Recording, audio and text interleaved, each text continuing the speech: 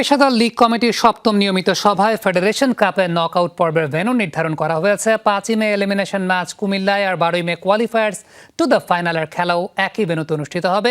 এবারের ফেডারেশন কাপের ফাইনাল 19 মে কিংস এরেনে হতে যাচ্ছে। নকআউট পর্বের প্রতিপক্ষ চূড়ান্ত হওয়ার আগেই সভায় ড্র করে ভেন্যু নির্ধারণ করা হয়েছে। এছাড়াও বিসিএলে যে কোনো অনিয়মে জিরো টলারেন্স থাকার ঘোষণা বাফুফের।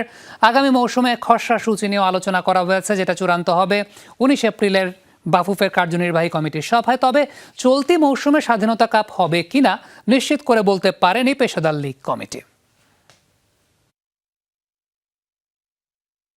ফেডারেশন কাপের যে বাকি খেলাগুলো যেগুলো ভেন্যু আমরা ঠিক করেছিলাম না, এখন এই আজকে আপনাদের সামনে লটারির মাধ্যমে ভেন্যু ঠিক করা হলো।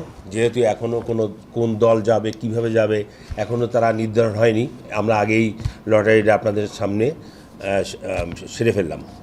আর আমাদের ভিতর আগামী মৌসুমের পঞ্জিকা নিয়েও আলোচনা হয়েছে, যে পঞ্জিকা আগামী এসি কমিটির মিটিংয়ে আমাদের অ্যাপ্রুভ করা হবে।